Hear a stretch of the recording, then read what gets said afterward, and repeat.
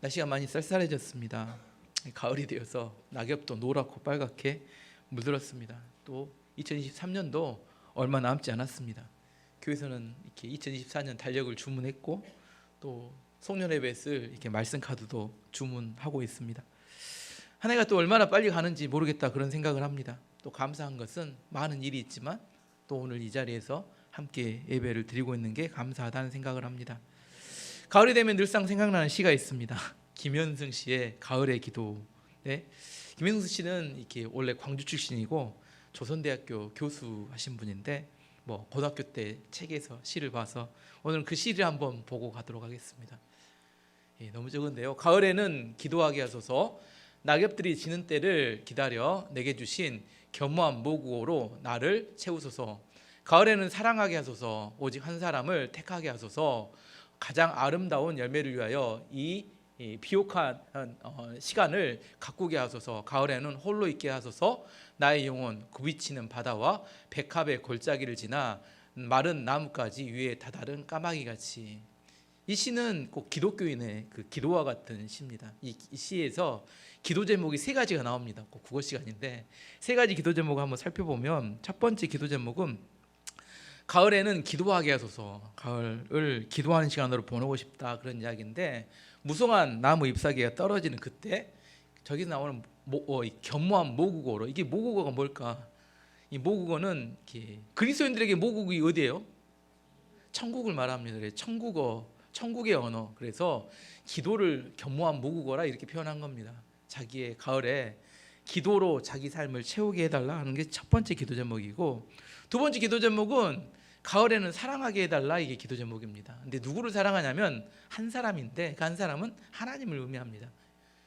가장 아름다운 열매를 위하여 이 비옥한 시간을 가꾸게 하소서. 그 하나님을 만나서 하나님과 깊은 사랑에 빠져서 이 가을에 열매 맺는 그런 삶을 살기를 원한다고 이야기하는 그 시간을 보내기를 원한다는 겁니다. 세 번째 기도 제목은 가을에는 홀로 있고 싶다, 이렇게 기도 제목입니다. 홀로. 나의 영혼 굽이치는 바다, 그 바다는 고난이고 백합의 골짜기는 영광입니다. 고난과 영광을 다 지나서 이제 나중에 이제 나뭇가지에 다다른 까마귀처럼 이렇게 그런 시간에 혼자 서서 하나님을 만나고 싶다, 그런 기도 제목인 것 같아요. 그래서 기도 제목의 내용은 세 가지입니다. 기도하는 시간으로 가을을 보내고 싶고, 두 번째는 사랑하며 보내고 싶고 하나님을, 세 번째는 홀로 하나님을 만나며 이 가을을 채우고 싶다고 이야기하는 시인의 마음이 잘 표현되어 있는. 네, 고등학교 때는 이게 그렇게 어려웠던 것 같아요. 뭔 말인지 몰랐던 것 같은데 지금 읽어보면 너무 쉬운데 이번 가을에도 바쁘지만 그럼에도 불구하고 기도와 사랑과 하나님을 만나는 시간으로 여러분이 채워지길 바랍니다. 오늘 본문으로 들어가 보면, 오늘 본문에는 안디옥 교회에서 선교사로 파송받은 바울과 사울이 처음으로 선교지를 택했는데 그게 구브로로 선교 사역을 하러 가는 이야기입니다. 4절 5절 말씀 보시면, 두 사람이 성령의 보내심을 받아 실루기아에 내려가 거기서 배 타고 구브로에 가서 살라미에 이르러 하나님의 말씀을 유대인의 여러 회당에 전할세 요한을 수행원으로 두었더라. 안디옥을 출발한 이렇게 선교팀이 실루기아라는 항구로 가서 거기서 배를 타고 이렇게 키프로스라고 하는 구브로로 들어가게 됩니다. 구브로는 지중해에서 세 번째로 큰 섬입니다. 크기를 확인해 봤더니 제주도보다 한 5배 정도 크고 전라남도보다는 좀 적은 그 정도 섬입니다. 지금 나라인데 지도 한번 봐보면 구브로라고 나와 있죠. 안디옥에서 출발해서 실루기아를 거쳐서 구브로라는 섬인데, 구브로는 큰 항구가 두 가지가 있었어요. 동쪽 끝 항구가 살람이고 서쪽 끝 항구가 바보예요. 그래서 살라미에 도착했다가 바보까지 이르러서 사역을 했다, 그렇게 이야기합니다. 그런데 이 바울과 바나바와 사울의 선교팀이 왜 첫 선교지를 구브로로 택했을까? 왜 택했어요? 아니, 성령님께서 인도하셔서. 4절 말씀 보시면, 두 사람이 성령의 보내심을 받아 실루기아에 내려가 거기서 배 타고 구브로에 가서 선교사는 자기가 원해서 선교를 하는 사람들은 아닙니다.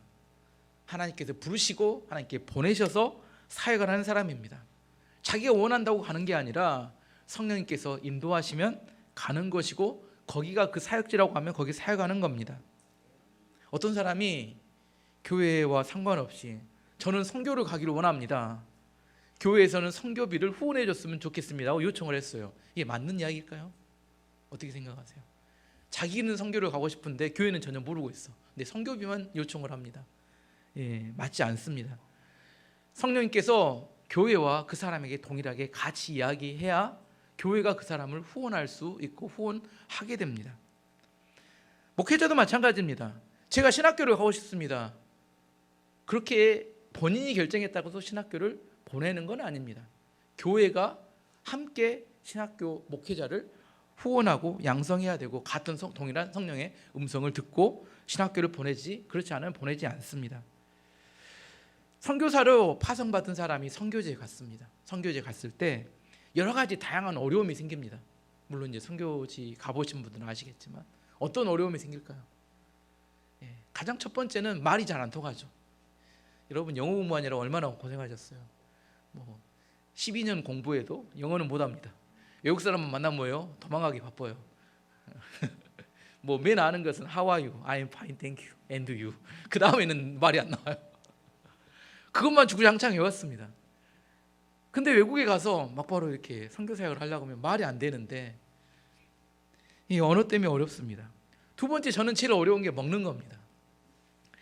캄보디아에 선교를 가면 캄보디아 냄새 나요. 모든 음식에서 이상한 향료 냄새가 나서 먹기가 어려워요. 태국 가면 태국 냄새가 납니다. 왜인지 모르겠어요. 그래서 저도 단기 선교를 많이 갔는데, 가면 주로 낮에 굶다가 저녁에 가면 누룽지와 라면으로 허기를 채웁니다.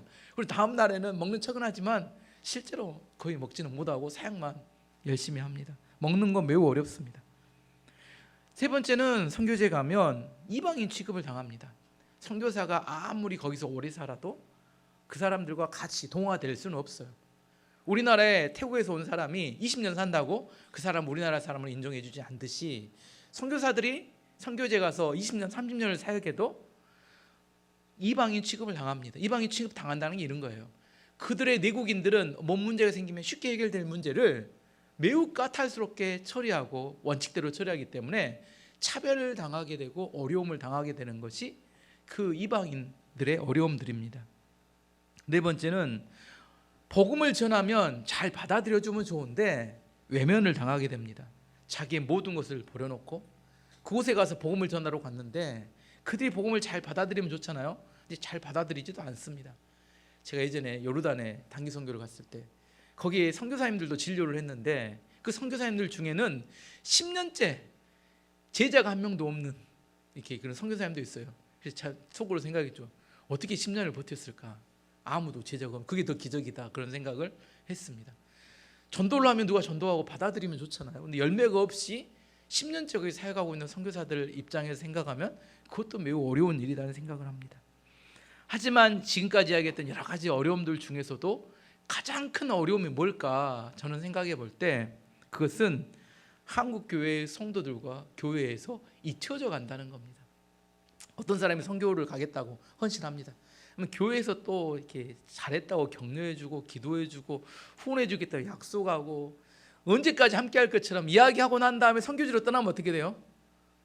몇 달 지나면 언제 그런 일이 있었나 점점 잊어져 갑니다. 나 먹고 살기도 힘든데 알아서 잘 하시겠지. 점점 잊혀져 가요. 그 선교사님들이 이 땅에 오면 어떤 느껴요? 전혀 잊혀져 가는 느낌을 받으면서 외롭고 힘들어지는 마음을 갖게 된다는 겁니다. 마치 전쟁이 났는데 최전방에 병사를 보내놓고 나서 어떻게 해요? 뒤후방에서 잊어버리는 겁니다. 혼자 살아남겠지. 어떻게 해야 돼요? 그들이 지금 어떤 상태인지, 뭘 필요로 하는지, 뭘 도와줘야 되는지에 대해서 함께 고민하고 함께 기도하고 함께 후원해야 동역이 되는데 그렇게 하지 않는다는 겁니다. 그렇게 되면 어떻게 돼요? 최전방에 나가 있는 선교사는 죽으라는 이야기죠. 거기 가서 혼자 외롭게 싸우다가. 겨울이 되면 철새가 먼 쪽으로 날아가는 장면을 가끔 봅니다. 이렇게. 그때 어떤 대형으로 날아가요? 철새가 V자로 이렇게 날아가죠. 가끔 보입니다. V자로 날아가는 이유가 뭐예요?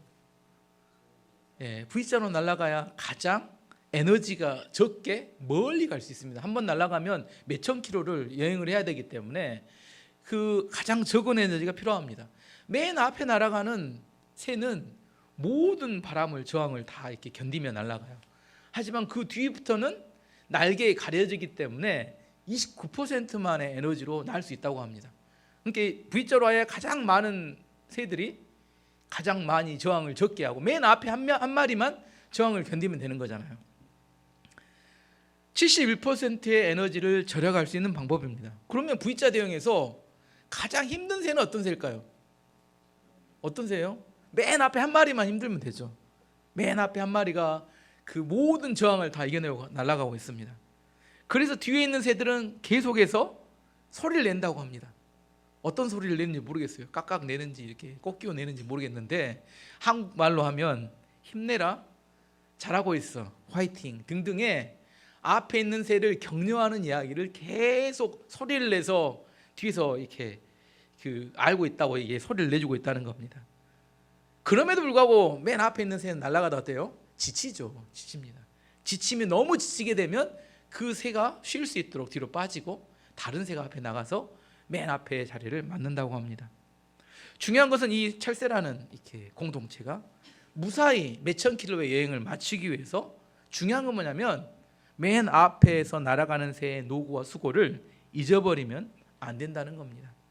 함께 격려하고 지쳤을 때 쉴 수 있도록 자리를 바꿔줄 수 있어야지만이 그 공동체가 무사히 원하는 목적지까지 가장 적은 에너지로 오랫동안 비행할 수 있게 됩니다. 선교사님들은 V자 대형에서 가장 앞에 날아가는 새와 똑같은 역할을 합니다. 복음이 전해지지 않은 그 오지에 가서 온 몸으로 저항을 견디며 복음을 전하는 분들이기 때문입니다. 이렇게 이야기하면 어떤 분들은 또 이렇게 이야기하는 사람이 있어요. 한국에도 예수님 안 믿는 사람이 천지인데 굳이 선교지까지 가서 타문화권까지 가서 복음을 전할 필요가 있느냐. 오늘 두 번째 주제는 왜 교회에서 선교사역이 중요한가에 대한 이야기입니다. 왜 교회에서 선교사역이 돈도 보내야 되고 기도도 해야 되고 이게 왜 중요할까? 여기도 안 믿는 사람들이 주변에도 많고 우리 가족들 중에도 많은데 그 이유는 선교는 교회의 본질이기 때문입니다. 교회의 존재의 목적이기 때문입니다. 예수님께서 부활하신 후에 하늘로 승천하시기 전에 제자들에게 명령하셨습니다. 마태복음 28장 19, 20절 말씀. 그러므로 너희는 가서 모든 민족을 제자로 삼아 아버지와 아들과 성령의 이름으로 세례를 베풀고 내가 너희에게 분부한 모든 것을 가르쳐 지키게 하라. 볼지어다 내가 세상 끝날까지 너희와 항상 함께 있으리라 하시니라.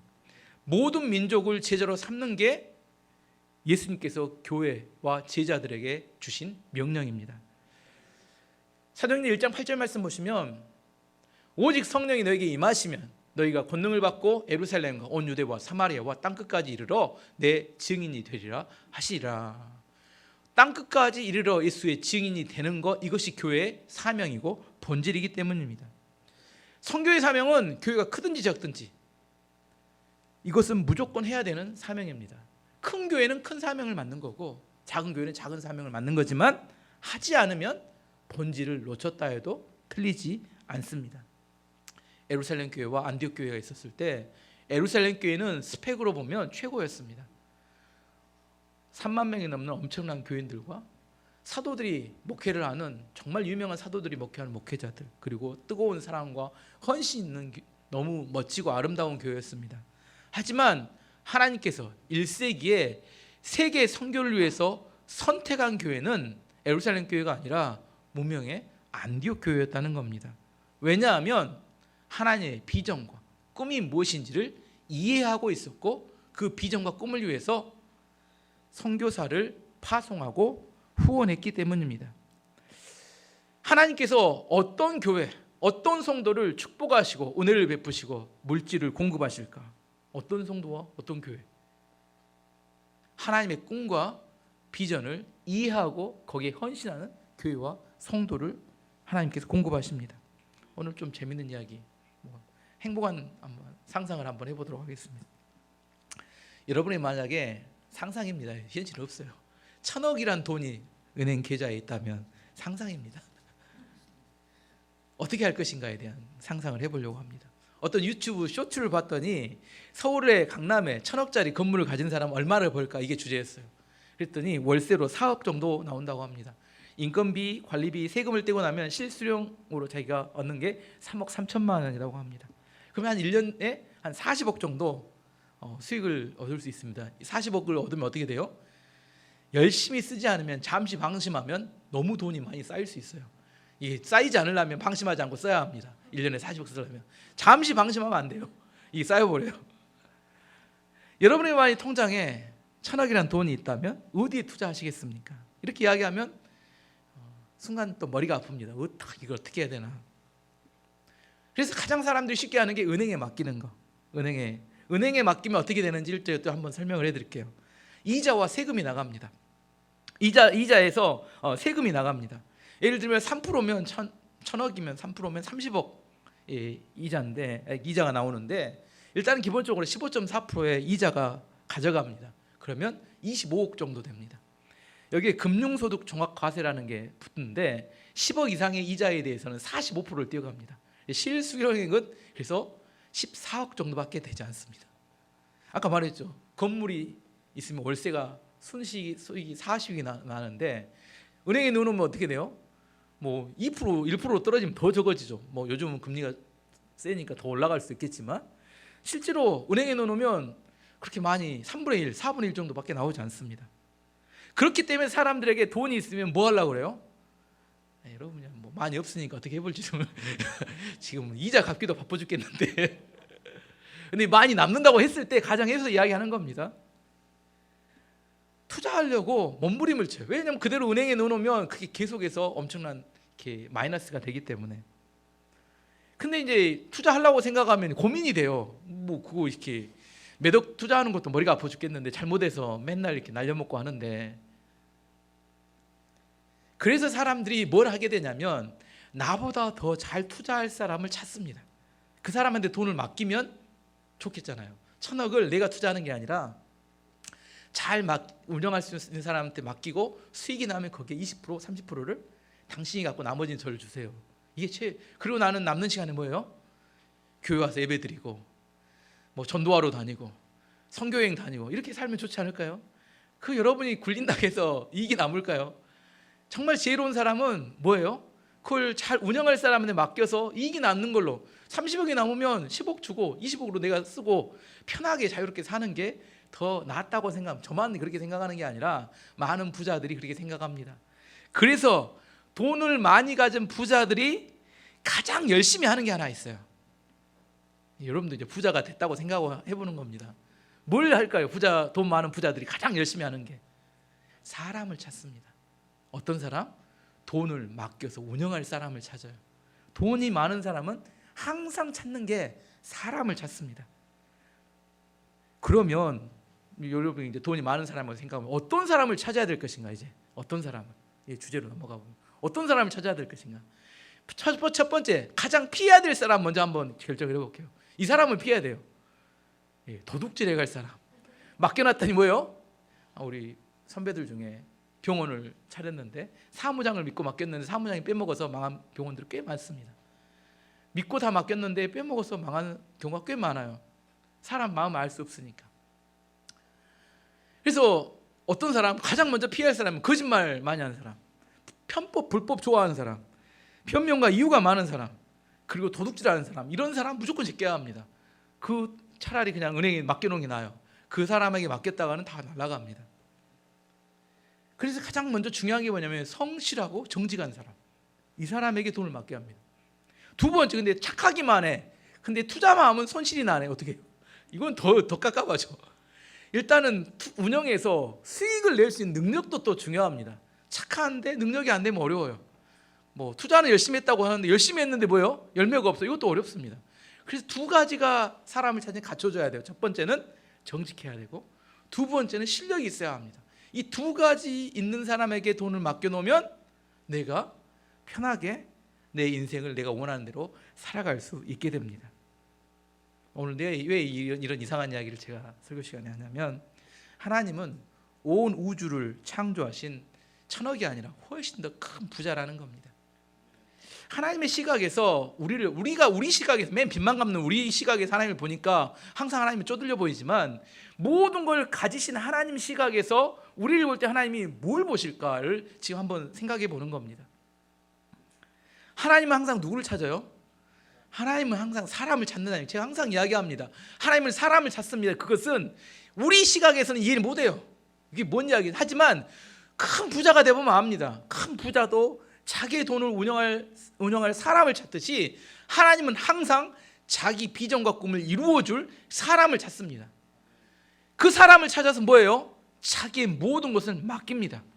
그래서 그것을 가지고 비전과 꿈을 이루도록 만들어 주신다는 거예요. 부자와 하나님의 공통점은 사람을 찾아서 자기 것을 맡긴다는 겁니다. 어떤 사람을 찾아요? 똑같습니다. 부자나 하나님이나. 정직한 사람, 첫 번째 성실하고 정직한 사람. 두 번째 열매를 맺을 수 있는 사람. 맡겨놨더니 다 말아먹을 사람 말고. 왜 교회가 선교와 복음 전파에 중점을 두어야 되는가? 하나님이 어떤 사람을 찾아요? 자기의 비전을 이루어줄 사람을 찾는 겁니다. 능력과 모든 걸 맡겨놨더니 자기 꿈을 이루려고 하면 하나님이 맡길 이유가 없습니다. 하나님의 꿈을 이루어줄 사람, 하나님의 비전과 꿈으로 그의 삶이 가득 채워져 있는 사람, 그 사람에게 하나님의 물질과 하나님의 능력과 하나님의 모든 것을 맡겨서 일하게 하시는 겁니다. 그래서 교회는 하나님의 비전이, 하나님의 꿈이 이 교회 안에 있어야 돼요. 그걸 붙들고 있어야 합니다. 그것이 하나님의 축복의 근거가 되기 때문입니다. 그 하나님의 비전의 최전방에 나가 있는 사람들이 선교사이기 때문에 선교가 중요한 겁니다. 왜 우리 교회의 이름이 민족과 열방교회일까요? 많은 사람이 이야기합니다. 이름 이상하다고.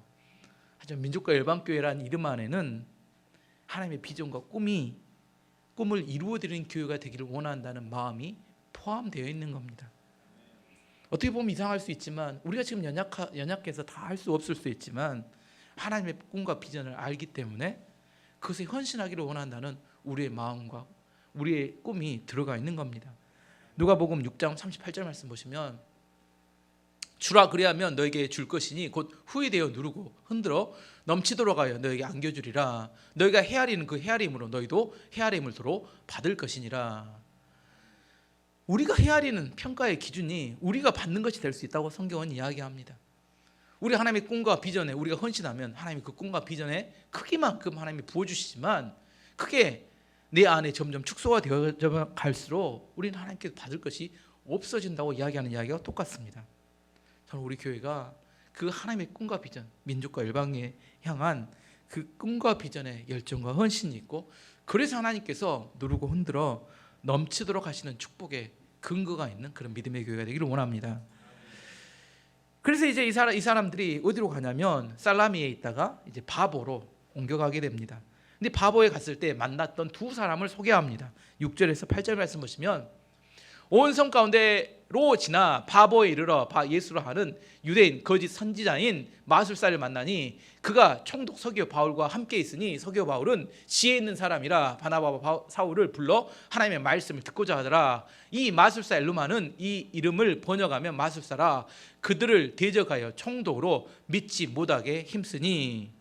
두 사람을 만난 한 사람은 로마에서 파견한 총독, 구레네의 총독이 서기오 바울이었는데, 총독 이 사람은 바나바와 사울이 전하는 복음을 듣고자, 예수님을 믿고자 했던 사람이었고, 다른 한 사람은 이 사람 옆에 붙어서 거짓 선지자, 마술을 행했던 바예수 엘루마라 하는 마술사가 붙어 있었어요. 이 사람은 그 지역의 영적인 권세를 가지고 있었지만 하나님을 믿는 것을, 예수님을 믿는 것을 방해하는 방해꾼이었습니다. 이게 무엇을 의미하냐면, 선교 갔을 때 만났던 첫 번째 사건이 뭐냐면 영적 전쟁이었다는 겁니다. 악한 마귀는 먼저 영적 싸움을 걸어옵니다. 내가 피하고 싶다고 피해질 수 있는 게 아닙니다. 영적으로 무장되지 않으면 영적 전쟁에서 이길 수가 없습니다. 그리고 선교 사역도 제대로 될 수가 없습니다. 그래서 사도 바울의 에베소서에서 영적 전쟁에 승리하기 위해서는 반드시 영적인 무장을 해야 된다고 우리 가운데 권면합니다. 에베소서 6장 11절 18절 말씀 보시면, 마귀의 강개한 계획이죠. 관계를 능히 대적하기 위하여 하나님의 전신갑주를 입으라. 우리의 씨름은 혈과 육을 상대하는 것이 아니요 통치자들과 권세들과 이 어둠의 세상 주관자들과 하늘에 있는 악의 영들을 상대함이라. 그러므로 하나님의 전신갑주를 취하라. 이는 악한 날에 너희가 능히 대적하고 모든 일을 행한 후에 서기 위함이라. 그런즉 서서 진리로 너희 허리띠를 띠고 의의 호신경을 붙이고 평안의 복음이 준비한 것으로 신을 신고 모든 것 위에 믿음의 방패를 가지고 이로써 능히 악한 자의 모든 불화살을 소멸하고 구원의 투구와 성령의 검 곧 하나님의 말씀을 가지라.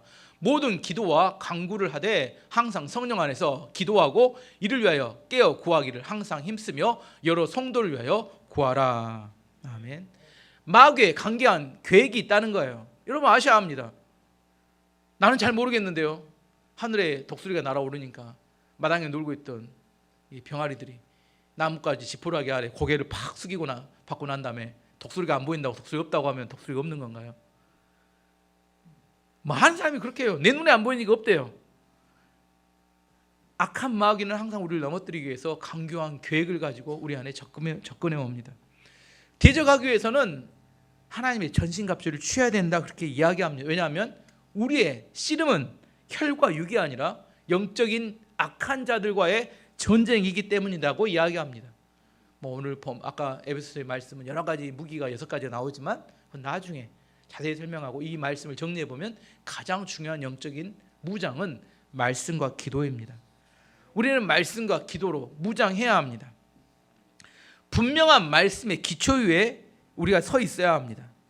마귀는 자꾸 우리를 헷갈리게 만들어요. 나는 교회 다니면서 다 웬만한 걸 알 것 같은데, 근데 실제로는 잘 모르는 경우가 많습니다. 이단의 이야기와 하나님의 말씀을 구분하지 못하면 영적 전쟁을 감당하지 못합니다. 창세기 3장에 뱀이 하와를 유혹하는 장면에서 하나님께서 분명히 말씀하셨어요. 선악과를 먹는 날에는 반드시 죽을 것이다. 반드시, 영어로는 must라고 이야기하셨어요. 이 반드시 죽을 것이라는 이야기를 반드시 붙들었어야 되는데 악한 마귀의 그 뱀에게 뭐라고 하냐면 죽을지도 모르겠다 이렇게 해요. 영어로는 may인데 죽을지도 모르겠다는 거예요. 죽을 수도 있지만 안 죽을 수도 있다는 그 굉장히 느슨한 이야기입니다. 말씀에 대한 확신이 느슨해졌을 때 뱀이 찾아와서 결정타 한 방을 날립니다. 아니다. 하나님께서 너희가 그것을 먹으면 하나님처럼 눈이 밝아질 것 같으니까 하나님께서 너희를 속인 것이다. 그 전까지 전혀 의심이 없었는데 이 의심의 이야기를 탁 던지는 순간 마음이 확 달라지는 겁니다. 하와의 마음이. 그래? 하나님 나를 속였다고? 그 순간 선악과를 보니까 어떻게 해요? 먹음직도 하고 보암직도 하고 지혜롭게 하는 건 탐스럽기도 하고 딱 따먹으면 뭐예요?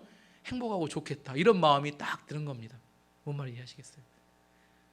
말씀에서 느슨해지는 그 틈을 타고 들어와서 마귀가 절정타를 날려요. 그럼 남의 의심을 심습니다. 그러면 그 의심의 이야기가 하나님 말씀처럼 들린다니까요. 여러분은 안 그럴 것 같아요. 여러분도 어느 날은 하나님 없는 것 같기도 하고 어느 날 또 하나님 계신 것 같기도 왔다 갔다 하잖아요. 왜 그래요? 말씀에 대한 확신이 무너지게 되면, 근데 마귀는 그 말씀에 대한 확신이 없는 그 틈을 타고 우리에게 분명하게 유혹하고 공격하고 들어옵니다. 의심을 심어버려요. 의심을 쫙 뿌려버립니다. 말씀이 고제 들리지 않아요. 그러면 왜곡되게 들립니다. 내 안에 그 말씀 그대로 들리지 않아요. 여러분 성경을 읽어보십시오. 오늘 제가 성경을 읽고 해석을 해드리지만 너무 쉬워요. 어려운 이야기 하나도 없습니다. 근데 읽은데 하나도 보이지 않아요. 하나도 들리지 않아요. 그냥 성경이 어렵기만 합니다. 왜 그래요? 내 안에 그 성경을 받아들일 만한 믿음이 준비되어 있는지, 내 안에 그것에 대해서 영적으로 열려 있는지부터 먼저 확인해야 됩니다.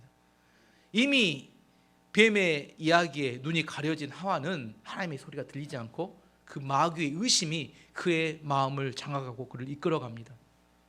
예수 그리스도의 보혈로 그 의심의 독약을 제거해야 합니다. 독약을 뿌려져 있는 그 독약을 제거하지 않으면 어떤 예배를 드려도 어떤 설교를 드려도 믿음이 성장하지 않고 여전히 그 자리에 머물러 있을 수밖에 없습니다. 신앙생활을 5년 하고 10년 해도 믿음이 자라지 않아요. 항상 그 자리입니다. 왜요? 자기 안에 하나님의 말씀을 하나님의 말씀으로 받아들일 마음의 준비가 되어 있지 않습니다. 두 번째는 영적 전쟁의 중요한 이야기는 기도입니다. 기도를 통하여 우리는 영적인 공급을 받아야 합니다. 성경에 보면 기도는 항상 깨어있는 것과 연결되어 있다고 이야기합니다. 기도가 없는 사람은 잠자는 사람입니다. 기도하는 사람은 깨어있는 사람입니다. 예수님께서 겟세마네 동산에서 베드로에게 이렇게 권면하셨어요. 마태복음 26장 41절 보시면 시험에 들지 않게 깨어 기도하라. 이렇게 마음엔 원인으로 내 육신 약하도다 하시고, 시험에 들지 않게 어떻게 기도하라고요? 깨어서 기도하라. 기도하면 깨어있는 거고 기도하지 않으면 잠자는 겁니다. 그날 밤에 베드로는 예수님을 3번 부인합니다. 왜 3번 부인했어요? 잠잤기 때문에. 새벽 무릎이 아니라 새벽 침대로, 항상 새벽에 침대만 붙들고 열심히 잤기 때문에, 기도하지 않았기 때문에 베드로는 넘어진 겁니다. 선교사가 되거나 목회자가 되거나 교회 리더가 되는 데 있어서 가장 중요한 건 뭐냐면 말씀과 기도로 무장하는 겁니다. 왜냐하면 악한 마귀는 교회를 공격할 때 가장 먼저 공격하는 것은 교회 리더이기 때문입니다. 담임 목사 한 명 무너뜨리면 교회가 다 무너져요. 셀장을 무너뜨리면, 셀 리더를 무너뜨리면 셀이 무너집니다. 악한 마귀의 공격의 1번 대상은 교회의 리더입니다. 내가 기도와 말씀으로 무장되지 않았는데 리더가 되기를 원한다. 이거 굉장히 위험한 일입니다. 여러분 리더가 되는 순간부터 마귀의 공격의 대상이 되기 때문입니다. 또한 여러분이 세론이라면 여러분의 리더들을 위해서 기도하셔야 합니다. 중보기도 하셔야 합니다. 왜냐하면 V자 대형에서 맨 앞에 꼭지점에서 날아가고 있는 사람에 대해서 계속 격려하고 기도하고 세워줘야 하기 때문입니다. 사울이 엘루마의 방에 그 마술사가 총독이 예수님 믿는 것을 방해하고 있을 때 사울이 성령에 충만해서 하나님의 이름으로 엘루마를 저주합니다. 9절에 11절 말씀 보시면 바울에게는 사울이 성령이 충만하여 그를 주목하고 이르되 모든 거짓과 악행이 가득한 자요 마귀의 자식이요 모든 의의 원수요 주의 바른 길을 굳게 하기를 그치지 아니하겠느냐. 보라 이제 주의 손이 내 위에 있으니 내가 맹인이 되어 얼마 동안 해를 보지 못하리라 하니 즉시 안개와 어둠이 그를 덮어 인도할 자를 두루 구하는지라. 사울이 저주를 합니다. 맹인이 되라고 저주를 했습니다. 앞을 보지 못하게 될 것이다. 그리고 엘루마는 앞을 보지 못하게 됩니다. 어떤 분은 이렇게 이야기해요. 어떻게 목회자가, 어떻게 하나님의 복음 전하는 사람이 저주를 할 수 있느냐. 안 된가요? 저주하면? 어떻게 생각하세요? 저주하면 안 된가요? 악한 마귀에 대해서 하나님께서는 대적하라고 이야기하십니다. 야고보 4장 7절 말씀 보시면 그런즉 너희는 하나님께 복종할지어다 마귀를 대적하라 그리하면 너희를 피하리라. 마귀와 타협하면 안 됩니다. 마귀에게 부탁해도 안 됩니다. 성경은 마귀에 대해서 대적하고 저주해야 된다고 이야기합니다. 예수 그리스도의 이름으로 명하노니 악한 마귀야 나는 너를 저주하노라 떠나갈지어다. 내가 우리의 공동체에 머문 것을 허락하지 아니하노니 떠나갈지어다. 성령의 불칼로 너를 베어버리니 너는 더 이상 우리 안에 역사하지 못할지어다. 너는 더 이상 이 공동체 안에서 말하지 못할지어다. 예수의 이름 명하노니 지옥으로 갈지어다. 이렇게 저주하고 명령해서 떠나보내야 합니다. 그렇지 않기 때문에 계속해서 여러분이 그들의 마귀의 영향력 아래 끌려가는 겁니다. 엘루마 같은 마술사가 있었어요. 그럼 제가 뭐라고요? 좀 잠잠히 있어주면 안 되겠습니까? 제발 이렇게 총독이 믿을 때까지만 좀 참아주세요. 이렇게 이야기하면 그게 맞을까요? 사정한다고 사정을 들어줄까요? 사울이 엘루마를 저주했을 때 결과가 어땠는지 12절에 이야기합니다. 이 총독이 그렇게 된 것을 보고 믿으며 주의 가르치심을 놀랍게 여기더라. 어떻게 됐어요? 사울이 엘루마를 저주했을 때 그 총독이 예수를 믿고 구원받는 역사가 나타났다. 성경은 그렇게 이야기합니다. 악한 영의 역사를 통제하지 않으면, 그와 타협하려고 들면 더 이상 구원의 역사가 나타나지 않습니다. 악한 영이 역사하지 못하도록 우리는 그들을 저주하고 떠나보내야 합니다. 리더들이 그 역할을 해야 되고 여러분이 그 역할을 해야 합니다. 왜 복음을 전하지만 전도가 되지 않고 변화가 나타나지 않느냐? 먼저 영적인 영역에서 우리 안에 그들을 사로잡지 그 영역을 장악하지 못하기 때문입니다. 마태복음 12장 29절 말씀 보시면 사람이 먼저 강한 자를 결박하지 않고서야 어떻게 그 강한 자의 집에 들어가 그 세간을 강탈하겠느냐? 결박한 후에야 그 집을 강탈하리라. 어떤 일을 하든지 어떤 곳에 가든지 그곳에 있는 악한 영들을 결박하고 쫓아내야 복음의 능력이 나타납니다. 그래서 우리는 이사를 가거나 새로 사업을 시작할 때 예배를 먼저 드리고 시작하는 겁니다. 어떤 악한 영들이 그 전에 역사했을지 모르기 때문에 영들을 쫓아내고 성령의 임재를 위해서 기도합니다. 우리 안에 성령의 역사하심이 있어야 구원의 역사도 나타나고 새로운 놀라운 변화가 나타나는 겁니다. 여러분 기도하셔야 돼요. 어느 곳에 가든지 이번 한 주도 누구를 만나든지 어떤 일을 하든지 먼저 영적인 것을 파악하고 영적으로 그 상황을 장악한 후에 그 다음에 여러분의 사업이 있는지 일이든지 영적인 일들 복음을 전하든지 하셔야 합니다. 그걸 할 수 있어야 합니다. 그걸 하지 않기 때문에 우리가 번번이 영적 전쟁에서 이기지 못하고 밀려서 지고 마는 겁니다. 사도 바울과 바나바가 첫 선교지에 갔을 때 했던 첫 번째 이벤트는 뭐였냐면 영적 전쟁이었어요. 거기에 승리했기 때문에 영혼을 구원할 수 있었습니다. 우리는 영혼을 구원하기 위해서 부르심을 받았고 그 영혼 구원을 위해서 우리가 기도하고 말씀으로 무장해야 합니다. 말씀의 결론을 맺도록 하겠습니다. 안디옥 교회는 선교사를 파송했고 그들은 성령의 인도하심을 따라 구보로로 갔어요. 선교는 교회가 하나님께 축복을 받는 최지름길입니다. 왜냐하면 하나님의 비전과 꿈을 우리가 갖고 있는, 이건 교회뿐만 아니라 여러분의 가정도 마찬가지고 개인도 마찬가지고 셀도 마찬가지입니다. 이런 비전과 꿈을 가져야 합니다. 선교지 갔을 때 맞들었던 첫 번째 사건은 영적 전쟁이었습니다. 영적 전쟁에 승리하기 위해서는 영적으로 무장해야 합니다. 그 무장은 뭐라고요? 말씀과 기도로 무장해야 합니다. 가을에 날씨가 참 좋습니다. 처음에 시로 가을에 세 가지 기도 제목이 따위는 뭐예요? 가을에는 사랑도 해야 되고 기도도 해야 되고 하나님을 만나야 합니다. 말씀과 기도로 무장해서 여러분 마귀한테 지지 않고, 저 처음 들어오면 얼굴 보면 압니다. 아, 저 사람 힘들었겠다. 저 사람 참 괴롭게 살았고. 충만하게 제가 아팠는데 왜 여러분 얼굴이 찡찡한지 모르겠습니다.